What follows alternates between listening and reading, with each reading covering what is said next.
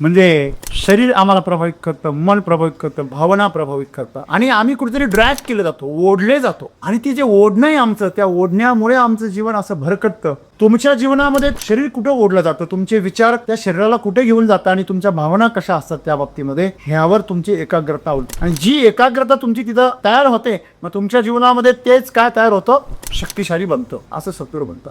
आणि म्हणून सद्गुरूंना सांगायचे मित्रांनो, की ते असं म्हणतात की मला हे पाहायचंय की तुम्ही तुमचं जे काही चित्त आहे ते एकाग्र कुठं करताय. तुमचं चित्त ज्या ठिकाणी एकाग्र होईल ती गोष्ट तुमच्या जीवनामध्ये अतिशय शक्तिशाली बनेल. एखादा शेती पूर्णपणे तन मन धन अर्पण करतोय, तो शेतीमध्ये यशस्वी होईल. एखादा नोकरी तन मन धन अर्पण करतोय, तो नोकरीमध्ये यशस्वी होईल. त्याच्या हाताला प्रचंड यश मिळेल. मग यश प्राप्त होण्यासाठी काय पाहिजे, एकाग्रता पाहिजे. एकाग्रतेचा अर्थ बरेच लोकांना असं वाटतं की मन इथं लावून धरणं. तुम्ही मन लावून धराल हो, भावनेचं काय करा, बळजबरीच्या भावनेने मन लावून जातं.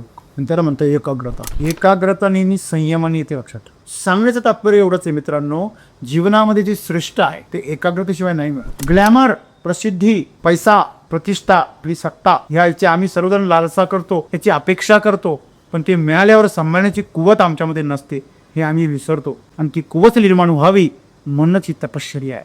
आणि ही जर आपण सर्वांनी केली तर तुमचं जीवन आनंदमय झाल्याशिवाय राहणार.